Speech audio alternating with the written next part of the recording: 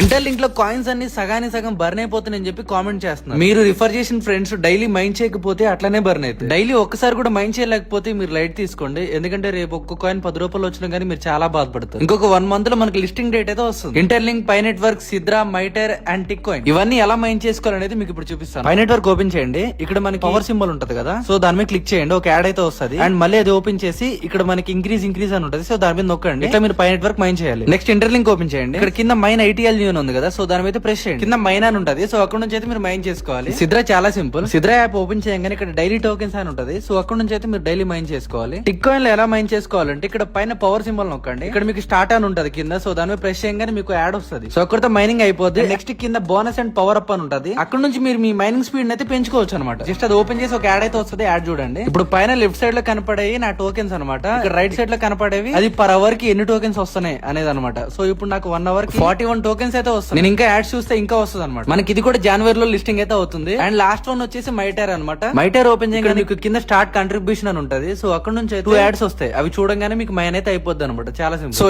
ఇవన్నీ మీరు daily mine చేసుకుంటేనే మీకు ఫ్యూచర్ లో మంచి ప్రైస్ అనేది ఉంటది. అండ్ మీరు రిఫర్ చేసిన ఫ్రెండ్స్ కూడా డైలీ మైన్ చేయండి. అట్లనైతేనే మీకు కాయిన్స్ బర్న్ అవ్వకుండా ఉంటాయి. డేకి ఒకసారి టచ్ చేయండి, మీ కాయిన్స్ ఎటు పోవు. ఓకేనా?